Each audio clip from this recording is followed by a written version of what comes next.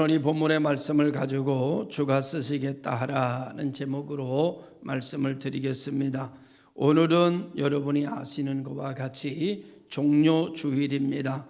종료주일이라고 하는 것은 예수님이 공생애를 마치시고 우리의 죄를 대속하시기 위하여서 십자가를 지시러 마지막으로 예루살렘으로 올라가신 날입니다. 이 날을 기념하여 부르기를 우리는 종료주일이다 이렇게 부릅니다. 이제 이날로 시작해서 예수님의 고난주간이 시작이 되고 금요일이 되면 성금요일이 되어서 예수님이 십자가에 못 박히시는 그 일이 되고, 그리고 다음 주일은 부활주일을 우리가 맞게 하는 그런 절기 중에 오늘이 종료주일이라고 하는 아주 중요한 절기를 맞게 된 것입니다. 이날 예수님께서 예루살렘을 향하여 앞서 가셨습니다. 감람원이라고 하는 벳바게와 베다니에 가까이 가셨을 때에 주님은 걸음을 멈추시고 두 제자에게 말씀하시기를 맞은편 마을로 가라. 그리 가면 아직 아무도 타보지 않은 나귀 새끼가 매여 있을 텐데 그 나귀 새끼를 끌고 오너라. 이렇게 말씀을 하셨습니다. 두 제자가 이 말씀을 듣고 마을 맞은편으로 가보니까 나귀 새끼가 말뚝에 매여 있었고, 제자들이 가서 나귀 새끼를 풀어 끌고 오려고 하니까 그 임자들이 이르되 어찌하여 나귀를 푸느냐 그렇게 물었습니다. 그러니까 주님께서 가르쳐 주신 대로 주가 쓰시겠다고 합니다. 이렇게 말하고 그냥 그 나귀를 끌고 왔습니다. 그런데 신기한 것은 주인이 아무 말도 하지 않는다는 것이지요. 그리고 나귀를 그냥 내어주었다고 하는 이 사실이 정말 신기한 기적이구나, 신기한 표적이구나, 신기한 능력이구나 라는 생각을 하게 됩니다. 누가 자기 새끼를 알지도 못하는 사람이 와서 풀어가는데 주가 쓰시겠답니다, 이 한마디에 그냥 내어놓는 사람이 누가 있겠습니까? 이렇게 되는 역사 자체가 하나님의 역사고, 이렇게 되는 역사가 하나님의 표적인 줄로 저는 생각이 듭니다. 그래서 제자들이 나귀를 끌고 와서 자기들의 겉옷을 나귀 위에 걸쳐놓고 예수님을 태웁니다. 예수님을 태운 나귀가 예루살렘을 향하여 걸어가기 시작하자 제자들은 자기가 입었던 겉옷을 또 벗어서 나귀가 걸어가는, 예수님을 태우고 걸어가는 길에다가 자기의 겉옷을 깔고 그 위를 밟으면서 예루살렘으로 향하고 있습니다. 제자들의 온 무리가 감난산 내리막길까지 따라왔고, 감난산 내리막길에 이르렀을 때 거기 모여 있었던 제자들과 무리가 지금까지 예수님께서 병든 자를 고치시고 놀라운 능한 일을 자기들에게 보여주신 걸로 인하여 기뻐하면서 큰 소리로 영광을 하나님께 돌리며 찬양합니다.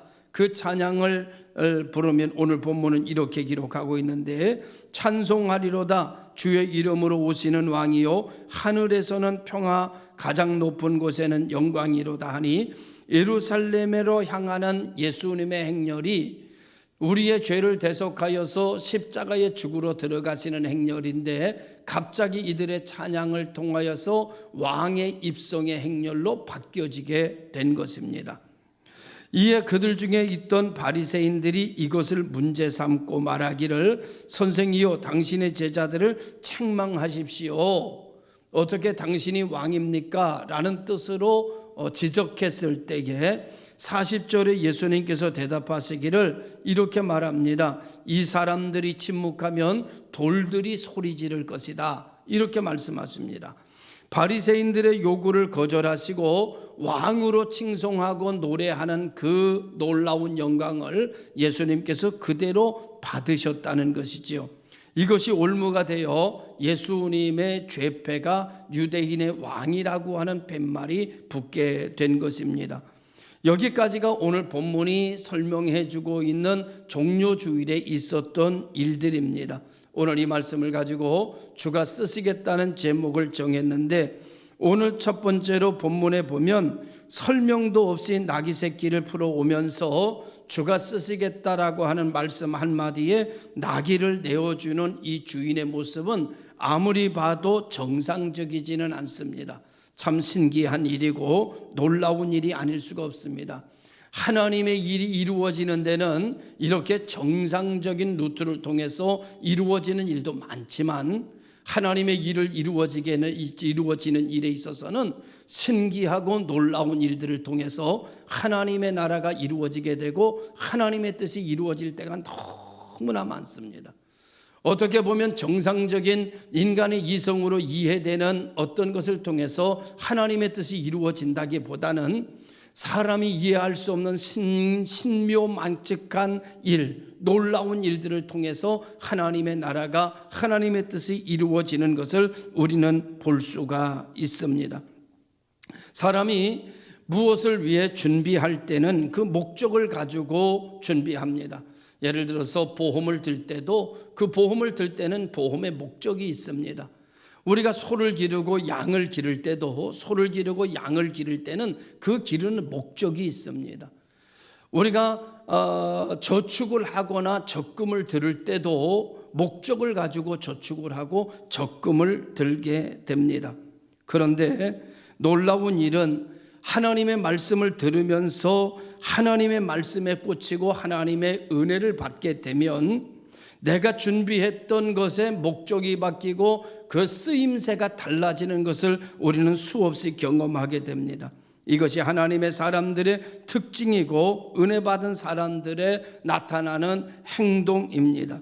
은혜가 임하면 사람들의 목적이 바뀌게 되고 사람들의 의미가 달라지게 되는 것을 보게 됩니다. 그래서 나를 위한 목적이 하나님께 영광을 돌리는 것으로 바뀌어져서 그 쓰임도 달라지게 되고 활동도 달라지는 역사가 일어나게 되는 것을 보게 됩니다.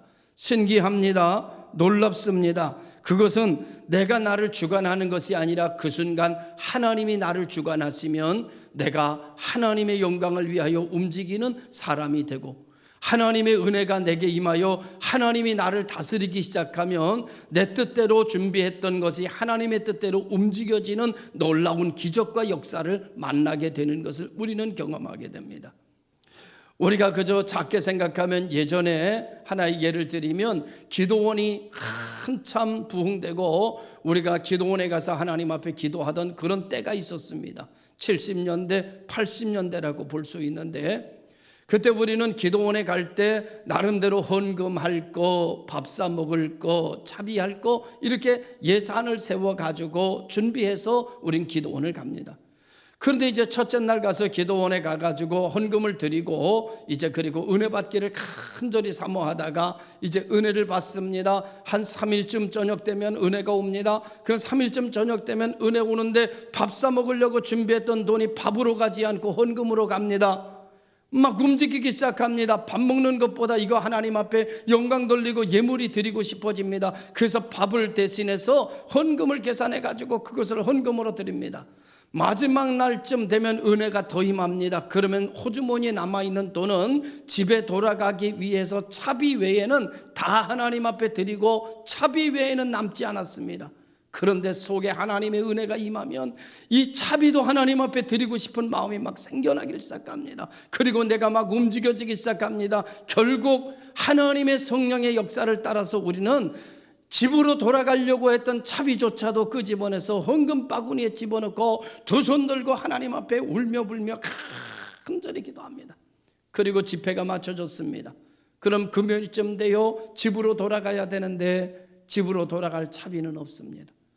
그러면 그냥 가방을 메고 터덜터덜 기도원을 출발해서 길을 내려오다 보면 신기하게도 어느 차가 서게 되고 어디까지 가느냐고 묻게 되고 그래서 그 차를 타고 집으로 돌아오는 경험을 한두 번이 아닌 수 없는 경험을 하게 됩니다. 지금 기도원에 가서 그때 차비까지 헌금 다 드렸기 때문에 지금 집이 못 가서 기도원에 남아있다는 사람 한 사람도 없습니다. 다 집이 갔습니다.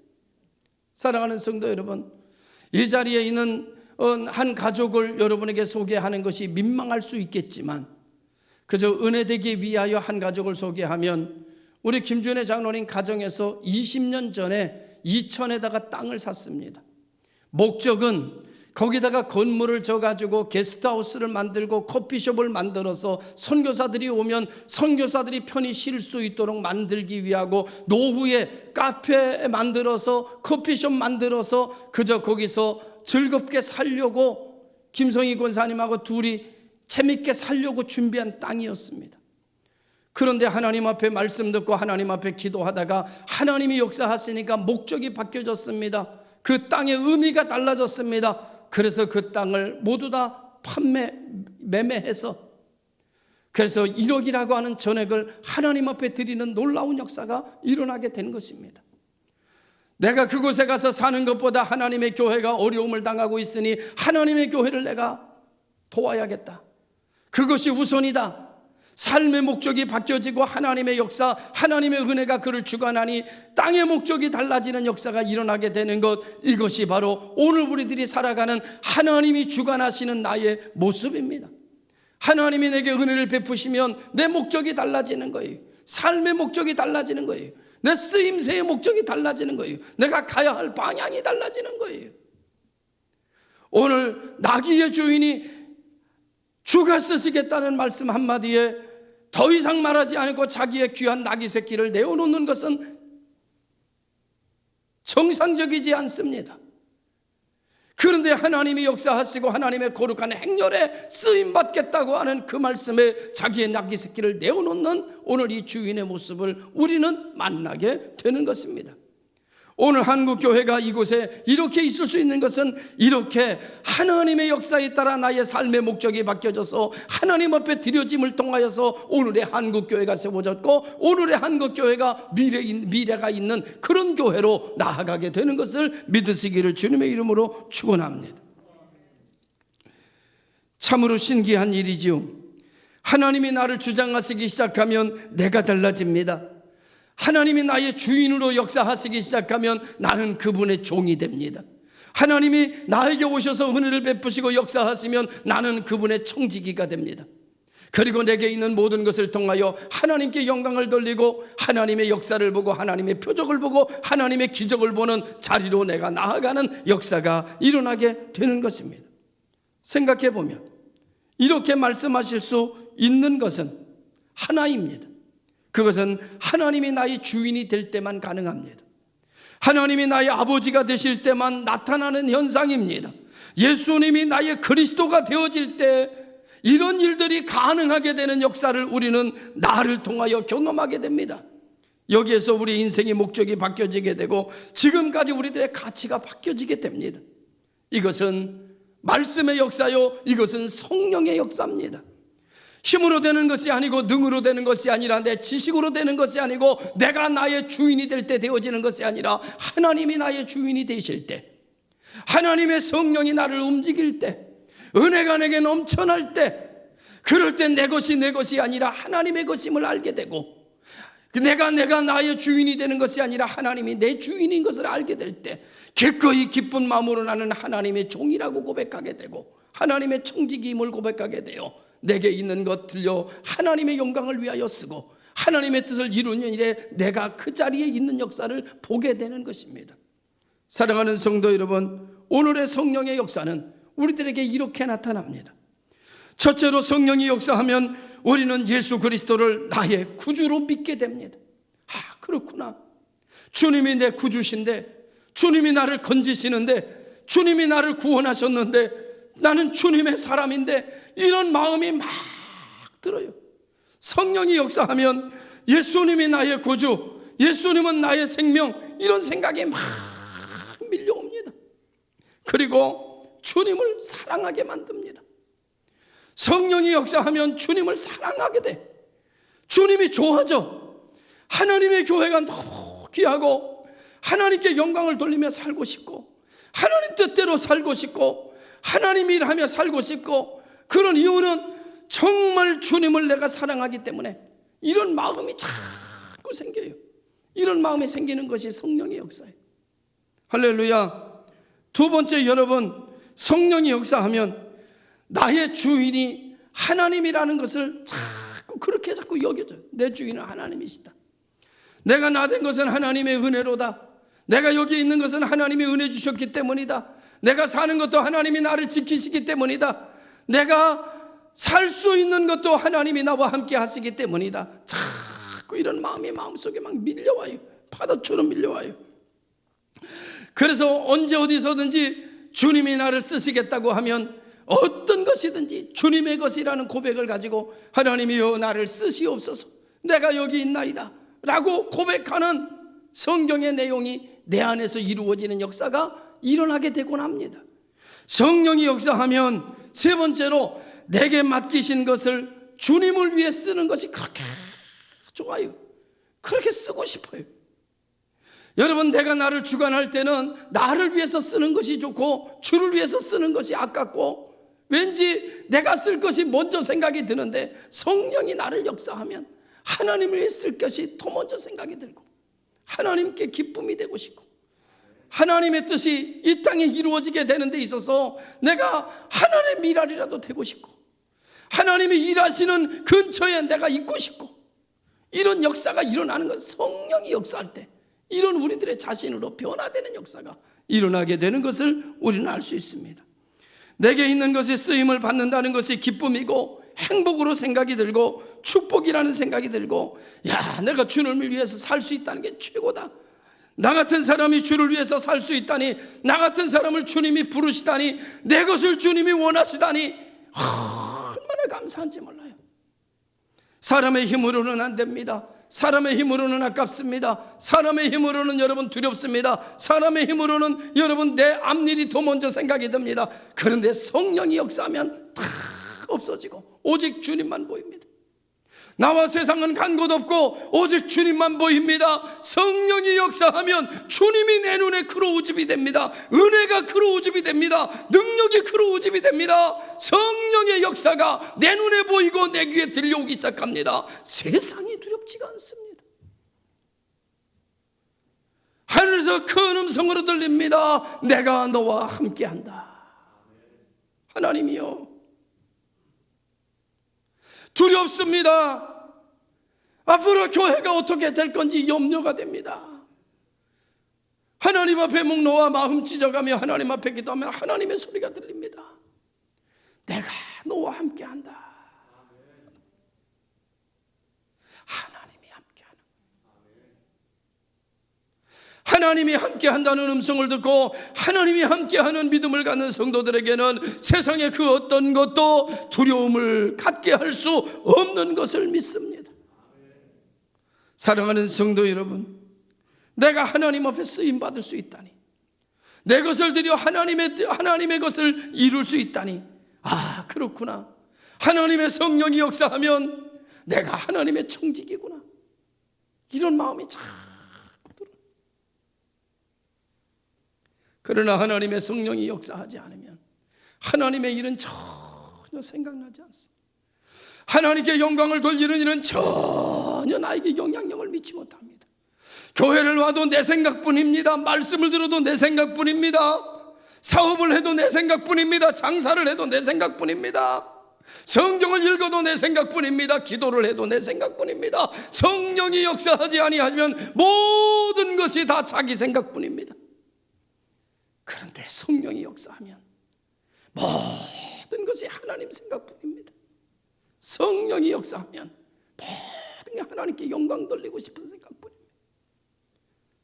사람이 살아가면서 두 가지 기쁨을 생각해 볼 수 있다고 생각되어집니다.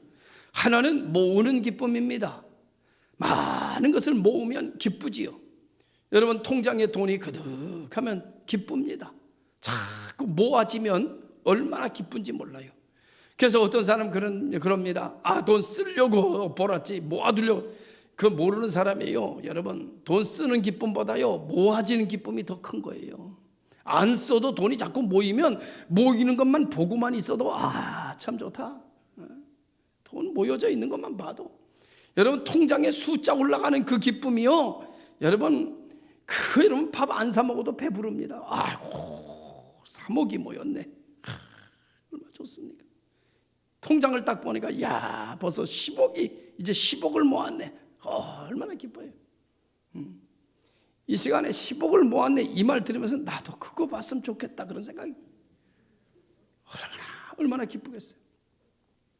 모으는 기쁨을 가지고 사는 사람이 있습니다. 그러니까 또 하나면 드리는 기쁨을 가지고 사는 사람도 있습니다. 자녀들에게 드리고, 부모님에게 드리고, 선생님에게 드리고, 거룩한 일에 드리고, 가난한 자들에게 드리고, 하나님께 드리고, 드리는 기쁨을 가지고 사는 사람도 있습니다. 여러분, 어떤 기쁨이 더 큰 기쁨일까요? 저는 이 두 가지 기쁨 중에 이렇게 말씀을 드리고 싶습니다. 드리는 기쁨이 더 큰 것도 아니고 모으는 기쁨이 더 큰 것도 아니라 진짜 기쁨은 이 두 가지 기쁨이 조화를 이루어야 된다고 봅니다. 들어오는 것과 쓰는 것의 조화. 들어오는 것은 없는데 쓰는 것만 자꾸 쓰면 과소비라고 그럽니다. 그런데 여러분, 들어오는 것은 많은데 쓰는 것이 없으면 주변의 삶의 질이 높아지지를 않습니다. 들어오는 것이 있으면 적당하게 쓰는 것이 있어야 우리 인생은 행복한 인생으로 살아갈 수 있습니다. 그 세상 만사 모든 것이 다 균형을 이루어야 되는 것처럼 우리의 경제관도 들어오는 것과 나가는 것의 균형을 이루어 나가는 사람, 이 사람이 지혜로운 경제관을 가지고 있는 사람일 겁니다. 그러나 말씀으로 생각해 보면, 예수의 전 생애를 생각해 보면, 예수를 믿는 사람들의 그 믿음을 생각해 보면 기독교인의 수입과 기독교인의 지출의 기준은 다릅니다. 세상의 사람들의 기준은 수입의 기준이 지출을 결정하고 지출의 기준이 수입을 결정한다 하지만 믿음의 성도들의 기준은 여러분 수입과 지출에 있지 않고 하나님의 영광이라는 기준으로 수입과 지출을 주관합니다. 하나님의 영광으로 수입을 벌어들이고 하나님의 영광을 위하여 지출을 시작합니다. 그래서 여러분, 믿음의 사람들은 믿음의 수입이 있고 믿음의 지출이 있습니다. 수입이 지금 아무것도 없습니다. 그래서 낙심합니다. 좌절합니다. 그런데 믿음의 사람은 믿음의 수입을 바라봅니다. 믿음의 수입이 있습니다. 없지만 있는 것입니다. 절망하지 않습니다. 낙심하지 않습니다. 믿음의 수입을 바라봅니다. 현실화되지는 않았지만 미래의 내 것입니다. 오늘 수입이 멈춰진 성도들이요, 믿음의 수입을 계산하십시오. 하나님께서 그 믿음의 수입에 기적과 표적을 이루어 주실 것을 믿습니다. 그런가 하면은 믿음의 사람은 믿음의 지출을 시작합니다. 수입이 별로 없습니다. 그러나 하나님의 영광이라고 하는 것에 내 믿음의 지출을 시작합니다. 그래서 믿음의 성도들은 믿음의 수입과 믿음의 지출 속에 하나님의 기적을 보게 되고 하나님의 역사를 맛보게 되는 것입니다. 믿음은 바라는 것들의 실상이며 보지 못하는 것들의 증거라고 말씀해 주고 있습니다. 이것이 바로 기독교인의 경제관이다. 저는 이렇게 생각하고 있습니다. 폴 투니어라고 하는 사람의 심리학자가 세크리트라고 하는 책에서 3단계의 이야기를 했습니다. 첫 번째 단계는 뭔가 하면 물러서는 단계. 이 말은 무슨 말인가 하면은 자기는 움직이지 않고 그대로 있고 하나님만 역사하기를 원하는 사람입니다. 자기는 아무것도 안 해요. 근데 하나님이 역사하기를 기대하는 거예요. 이 사람을 물러서는 단계라고 말하고, 이 사람은 배우는 거는 잘 배웁니다. 그런데 움직이지 않습니다. 그는 진리를 배웁니다. 그런데 진리대로 살아보지 않습니다. 순종하지 않습니다. 그러므로 아무것도 경험할 수가 없습니다. 두 번째로는 상호관계적 관계입니다. 이 말은 내가 하나님께 나아가서 내 의로 하나님께 보이겠다는 것입니다. 그래서 어떤 것은 이해하면 좋고 이해하지 않으면 안 되고, 그러니까 이 사람은 철저하게 자기중심적으로 하여 이해가 되면 따르고 이해가 안 되면 안 따릅니다. 그리고 자기의 삶의 결과를 가지고 살아갑니다. 그런가 하면 세 번째, 지금 말하고 싶은 것은 소통의 단계입니다. 무조건 듣습니다. 무조건 믿습니다. 이해가 되는 것도 믿고 이해가 안 되는 것도 믿습니다. 어떻게 이럴 수 있을까? 여러분, 이러실 수 있습니까? 여러분 마음속에 이해가 돼도 믿고 이해가 안 돼도 믿고 무조건 따르고, 이게 믿음입니다. 이게 기독교입니다. 왠지 아십니까? 하나님은 내 수준에 계시는 분이 아니기 때문입니다. 내 수준에서 이야기를 해야 이해가 되고 내 수준에서 얘기를 해야 여러분 우리가 깨달아지는데, 하나님은 천지를 창조하신 하나님의 말씀은 내가 다 이해될 수가 없습니다. 내가 다 깨달아질 수가 없습니다. 그러나 믿습니다. 이해는 되지 않지만 그대로 믿습니다. 이해는 되지 않지만 따릅니다. 왜? 그분이 하나님이니까. 하나님은 나를 사랑하시니까 그분의 사랑을 믿기 때문에 그분의 말이 이해가 안 돼도 따릅니다. 그건 날 위한 거니까. 할렐루야. 오늘 우리는 믿음으로 말하되 이해가 돼도 따르고 이해가 되지 않아도 따르는 믿음의 성도들, 무조건적인 신앙이 되시기를 주님의 이름으로 축원합니다. 하나님의 말씀에 관한 아니오를 하지 말고 예만 할 것이요 라고 하는 말은 하나님의 말씀이니까. 오늘 우리 모든 성도들이 하나님의 말씀에 아멘하고 따라갈 때에 거기에 내가 이해되지 않는 곳에 기적이 있는 것이고 이해되지 않는 곳에 표적이 있는 것이고, 오병이어의 기적은 이해되는 것이 아니라 순종에 나타나는 현상이었습니다. 오늘 우리 모든 성도들이 정말 이 악한 시대, 이 험한 시대, 이 어려운 시대 이해되는 길로만 간다고 하면 당신은 기적의 주인공이 되지 못할 것입니다. 그러나 하나님의 말씀을 붙들고 하나님의 말씀을 믿고 하나님의 이름으로 나아갈 때 당신은 그 당신의 삶 속에서 표적과 기적을 경험하는 역사가 일어나게 될 것을 믿습니다. 오늘 말씀의 결론의 말씀을 드리려고 합니다. 오늘의 종료주일의 모습은 그냥 된 것은 아닙니다. 기적으로 된 것도 아닙니다.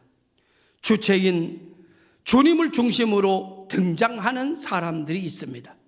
저는 이 말씀을 보면서 오늘 이 시대에 하나님의 나라가 이루어지고 하나님의 뜻이 이루어지는 주님의 역사 속에 등장하는 복 있는 교회가 있었으면 좋겠다. 하나님이 일하시는 이 시대에 하나님이 종료주일에 나타나셨던 것처럼 주님이 일하시는 그 자리에 오늘 복 있는 교회 성도들이 등장하여 하나님의 뜻을 이루는 일에 있어서 하나의 미랄이 되었으면 좋겠다. 오늘 여기 성경에 보니까 주님이 계신 곳에 주님의 제자들이 있습니다. 그 주님의 제자들에게 주님은 말씀하셨고 제자들은 순종하여 나귀를 끌고 왔습니다. 나귀를 끌고 오려고 하는 가운데 준비된 자가 있었습니다. 그것은 나귀 새끼의 주인이었습니다. 나귀 새끼의 주인이 등장하여 주의 말씀에 순종함으로 주님은 예언되어졌던 하나님의 말씀대로 나귀 새끼를 탈 수 있었습니다. 제자들은 겉옷을 벗어 나귀 새끼 위에 얹어놓았고 예루살렘으로 올라가시는 길에다가 자기 겉옷을 깔기 시작했습니다. 감난산 비탈길에 내려오자 수많은 무리들이 따르기를 시작했고 그들은 종려나무 가지를 가지고 호산나 왕으로 오시는 주님을 찬양하고 영광을 돌렸습니다. 이 사람들이 모아져서 오늘 종료주의를 만들고 있습니다. 오늘 여러분들이 모아져서 한 사람 한 사람이 모아져서 하나님의 예배를 만들고 있습니다. 한 사람 한 사람이 모여져서 하나님의 뜻이 이루어지는 것을 만들어가고 있습니다. 이것이 오늘 종료주일이 만들어지는 것과 같이 오늘 이 시대에 하나님의 뜻이 만들어져 가는 내가 하나의 지체가 돼요.